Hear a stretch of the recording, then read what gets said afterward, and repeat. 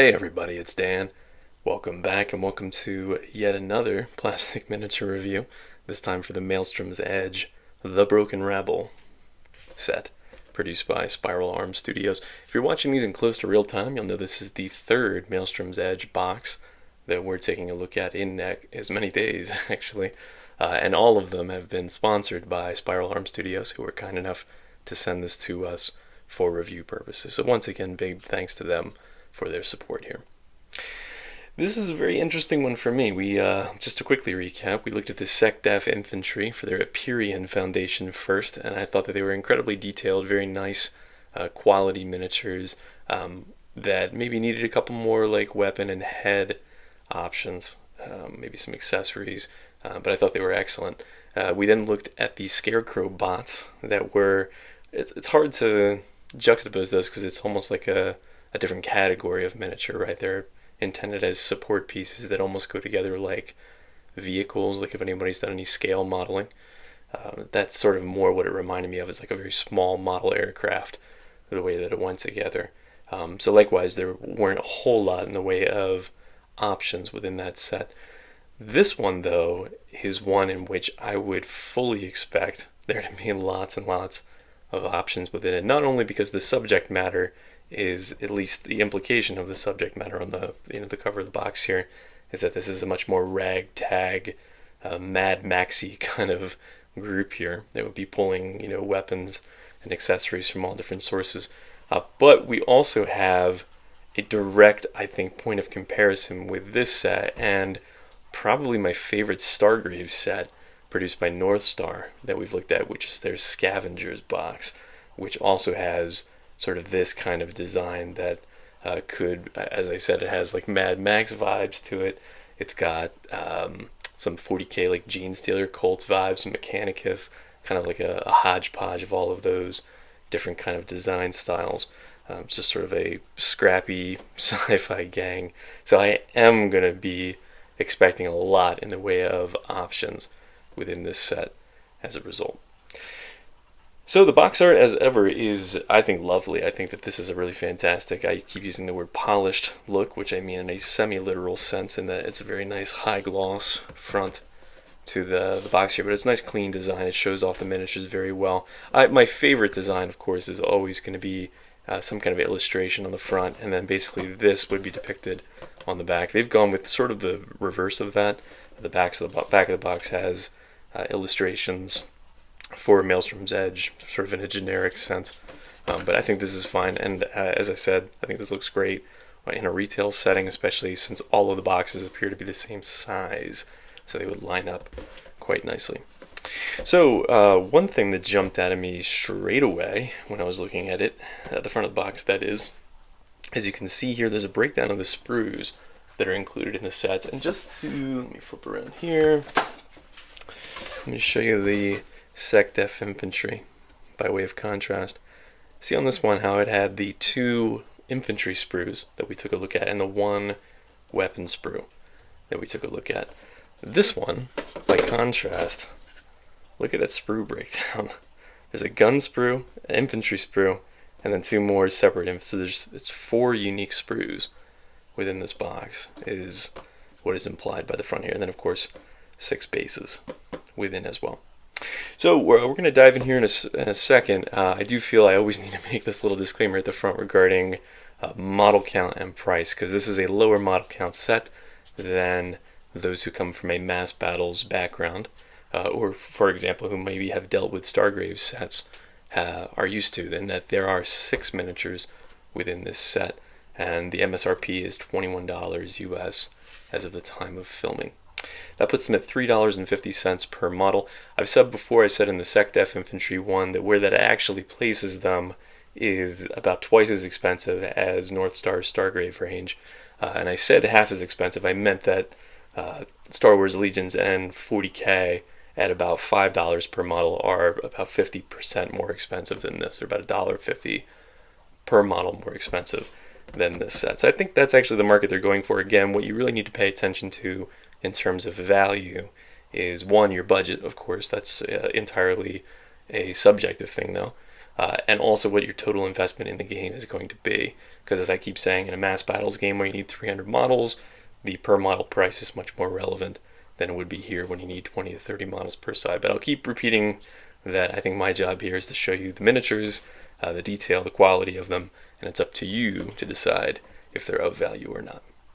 So enough about price, enough about the box. Let's look at the contents here. So what you're going to be greeted with inside, for the first time actually, I mentioned that all these boxes are the same size, so like some of the other boxes we've looked at had contents that didn't really fill the box up.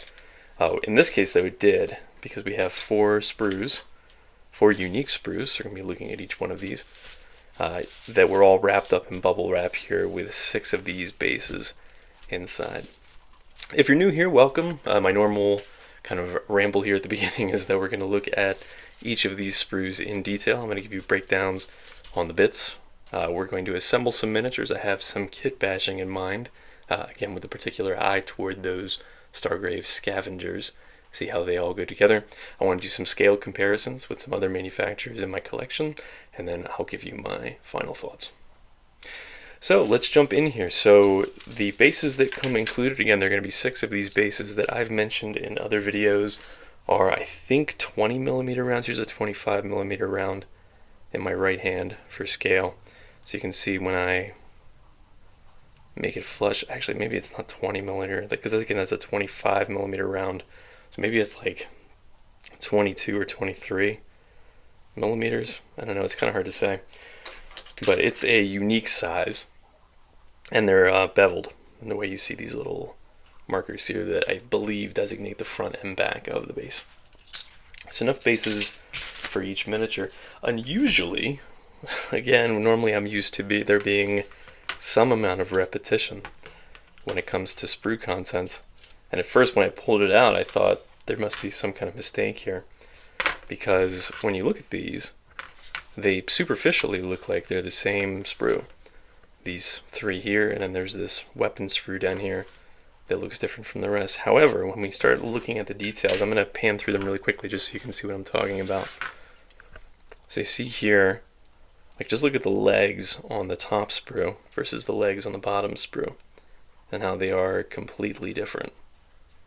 And the torsos here in the middle are the same way, they're completely different. You can see the bottom sprue has like a backpack option. There's like armor plating on this one instead. And if I pull in the 3rd sprue, you can see that this one is different as well. The legs are different from the top and the bottom. I'll pull in the 1st sprue one more time, just so you can see them all semi side by side here. So that's interesting, because what that actually means, even though there are 6 miniatures within this set, you can see straight away there are 12 sets of legs for you to choose between. The torsos are all split torsos. It's this front and back design like you would have seen in the 3rd edition Space Marines, for example. So it gives the illusion that there are 4 torsos per sprue, but there are actually only 2. So that's where the 6 miniatures come from, is you've got 12 sets of legs to choose from to go with your 6 torsos, and they all seem that they mix and match. On the back of the box, I did this for the SecDef Infantry as well, you'll see a QR code here which takes you to their website and pulls up the instructions that they have for all of the sets they design. I will say I'm kind of an old school person in that I would have preferred some printed out instructions to come within the set, but I understand that I am a dying breed that way, so I don't think there's anything inherently wrong with having a QR code for some digital instructions, but for me I would have preferred some printed out ones. So let's look at one of these. I don't really know how to do this. Normally what I do is I'll show you the front and back of the sprue, I'll show you the bits per sprue, but really like what's more relevant, I'll start showing you the sprue as I'm talking here. What's more relevant is the number of bits for the box, because the sprues, while unique, do mirror one another in terms of content. I guess let me do that. I'm going to show you the front and back of each of these sprues really quickly. I'm going to give you the bits breakdown for the set, and then I'll show you some small details on these sets. So this is the 2nd infantry sprue, and let's look at the 3rd one here. So for me anyway, what's really staggering is the number of arms, because you can see that every single one of these has a huge number of arms on them, in addition to having 4 legs, and 2 torsos. So here's the first one that we looked at before. Let me just zoom in here because I want you to see some of the details on, in particular, these torsos. So again, it's a scavenger kind of design, to borrow the term from North Star. You can see lots of different options in terms of whether you want to have like robes or regular pants, different kinds of armor. There's like gears and stuff in some of these guys too. Let me flip it just so you can see the back. And I think there's an excellent amount of detail in these miniatures. I mentioned the torsos are all these 2-part designs that just go front and back. You'll see in the assembly instructions as well that it's a really straightforward system where there's a number F and a number B, so for front and back. Really quickly, let me show you some of these arms too, because one thing I can't give you an answer on, because I tried my best, is whether or not all of the arms per sprue are unique to that sprue. Because I think the answer is no, but kind of. Because there are some duplicates. Like I was looking at these sprues side by side, and like, first of all, look how much detailed these are. I mentioned before, I mentioned the SecDef Infantry, that I'm not normally a fan of this, I'd say Lego hand design, where it's an open hand that you can then slot different weapons into, because I've seen it done really poorly in the past. However, with the SecDef Infantry, and I expect it will be no different in this case, it's really, I think, excellently done, in particular because you can see this sculpting on the hands. The detail is so fine that it makes for a much more convincing look in the end. But yeah, even those little details like hand wraps and stuff, like bandages and stuff, makes them look really motley. Anyway, I was talking about redundancy within the arms, and it's difficult to tell because there are some that are duplicates. Like if I hone in on just one arm, like take this one for example, I can find a copy of that one on the first sprue. So again, let's look at this one. And there's its twin. Over here, it's the exact same arm. What's weird, though, is that there are then other arms, like take this one here, where it's pointing, and there's no pointing arm on this one down here. So, I mean, I guess the short version is some of the arms are repeated across sprues, but some of them appear to be unique. Anyway, I guess kind of the long and short of it is, I now don't remember which one I was looking at in detail. I think it was that one, so this is the new one. The long and short of it is, in terms of the total number of bits, you get 12 legs, you get 6 torsos, you get 72 arms, so 24 arms per sprue, which is really crazy, and then you get 23 heads, and I suppose I should show you some of the detail on the heads too. I apologize for being kind of all over the place here, but I'm really not totally sure how to approach this one. You can see I bumped this head here. You can see some of that detail there. I categorize the heads as 10, which are human, like this one here I would call human, even though it's got a mask on. A couple more human options here, and you can see most of the human faces that aren't covered up have like implants, like bionic robot gear. It was the same on the first sprue as well. Let me pull that back let me pull this one back here too, just so you can see the heads on this one, because I didn't point those out.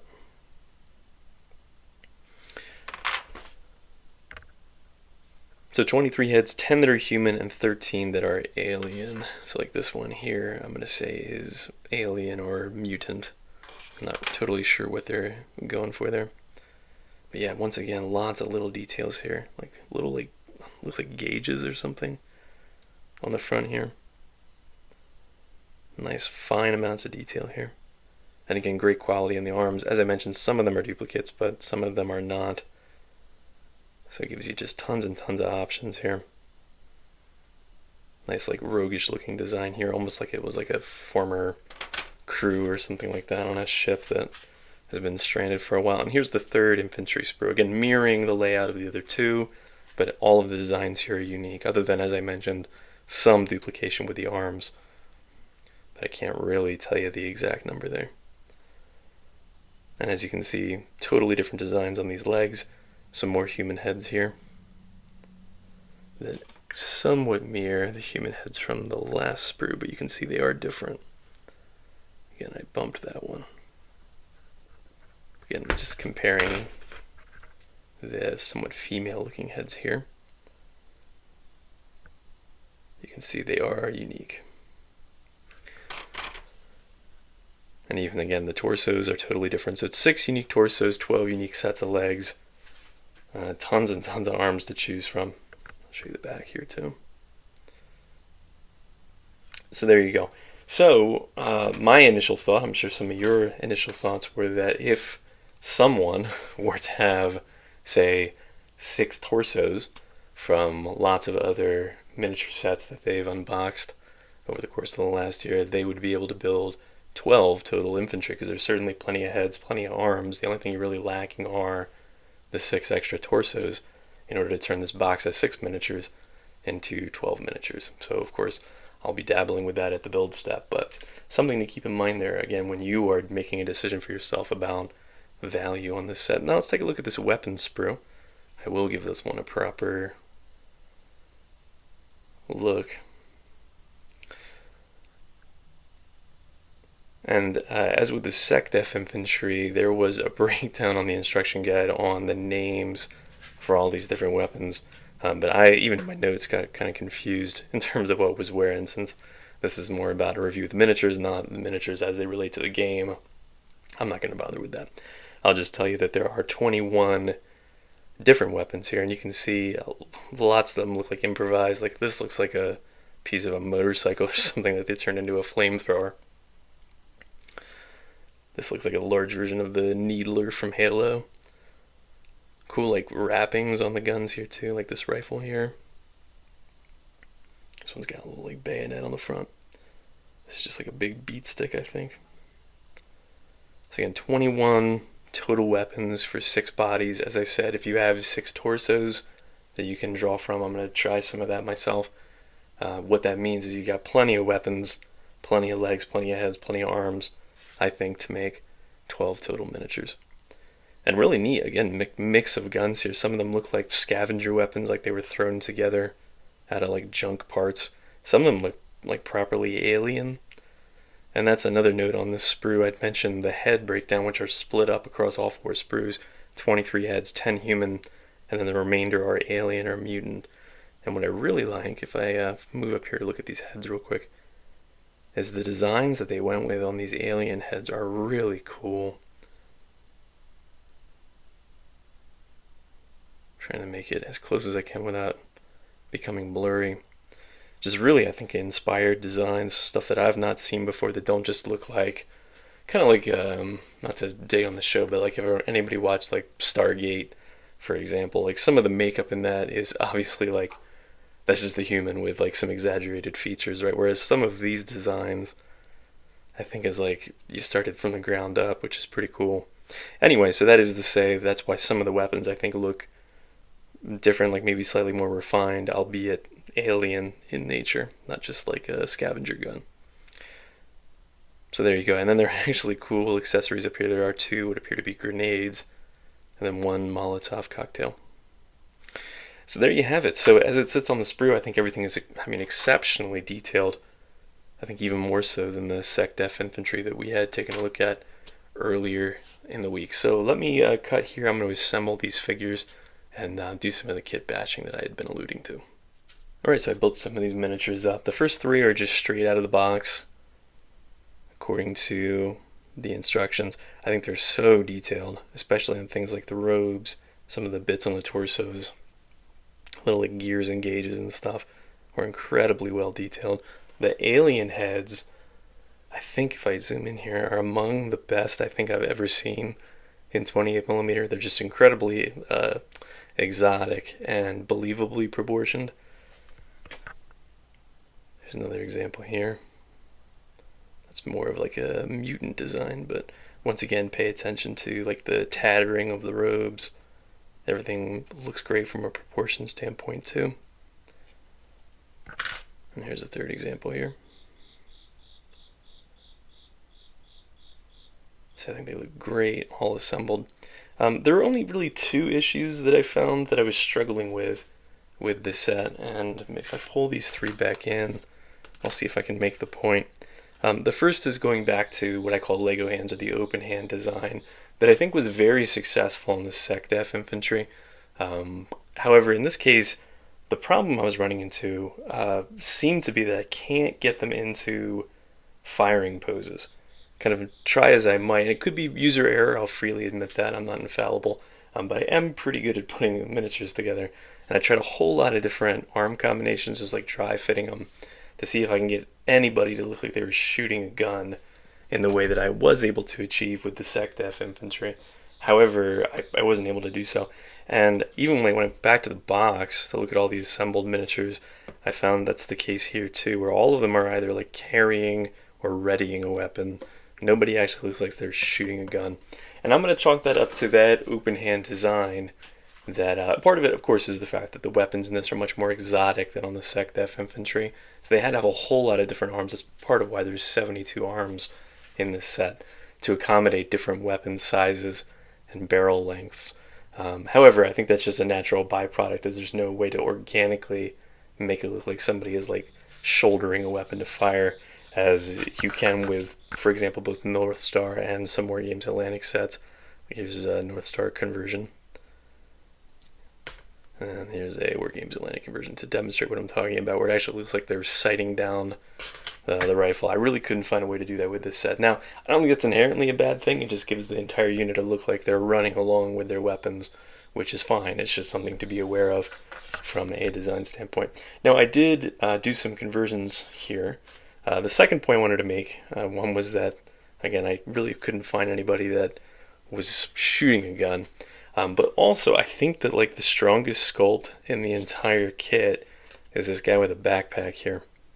This one has it sculpted right into the torso. And I think that's what I was missing from the set, were some accessories, pouches, bags, like, and more backpacks like this one here, to give them more of a motley feel, like they were just, gathering up a bunch of gear and running out into the wilderness. So this one is actually using arms from the North Star set. The North Star Scavengers, Stargrave set, I should say. And what I did here, this is one built straight out of the set, but then I glued on this old Kazarkin backpack that I found, which I think bulks the model up a little bit too. Just makes it look like it has a little bit more presence.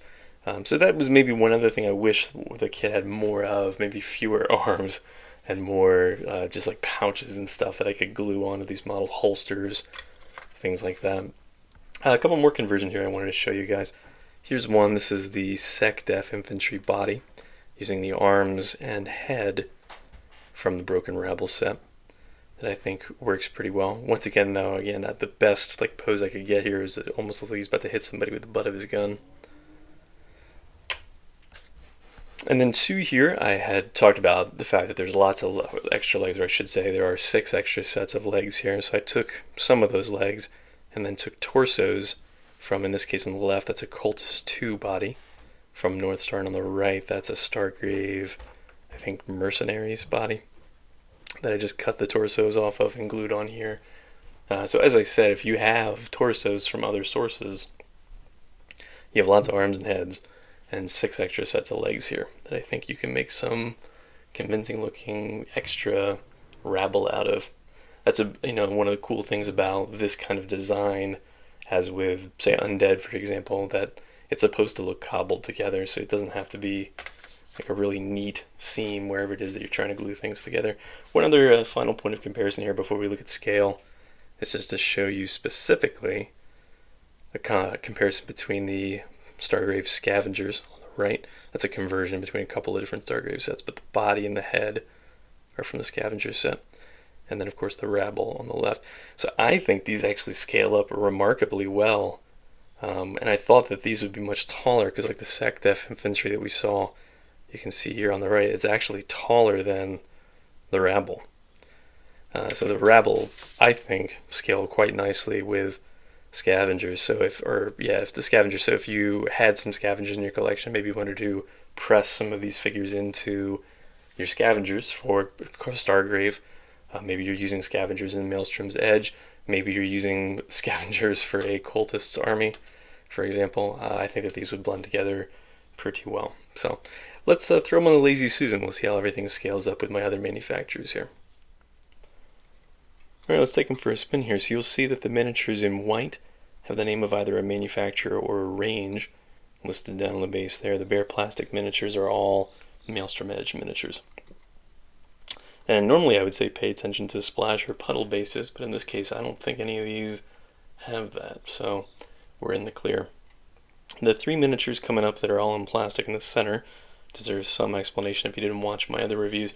On the right is a Sec Def Infantry from Maelstrom's Edge, and on the left is a Epirian Scarecrow bot that we took a look at. So once again, note that the Sec Def Infantry is actually a little bit taller than the Scavengers, which in and of themselves vary in height a little bit, which I like quite a lot. Again, we're going for kind of a motley appearance here, but otherwise I think they scale pretty well with just about everybody. They're on the like 30 to 32 millimeter true scale side of things, in my estimation.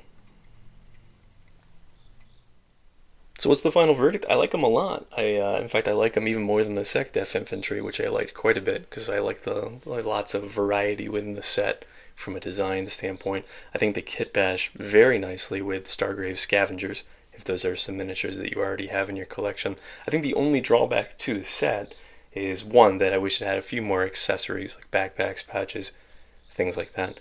But that you can't really have anybody look like they're shooting their gun. Again, big asterisk on that, which is I maybe just didn't find one, a combination of arms and gun that allow you to do that. But at least from what I was able to achieve here, I wasn't able to make anybody look like they were shooting a gun. So if that's something that you were looking to do, I think you're going to have to press some bits in from elsewhere in your collection to do that. But as it sits, I think it's fantastic from a detail, from a design standpoint, and I think that it would blend in very nicely with any of your other sci-fi kits that you might have in your collection.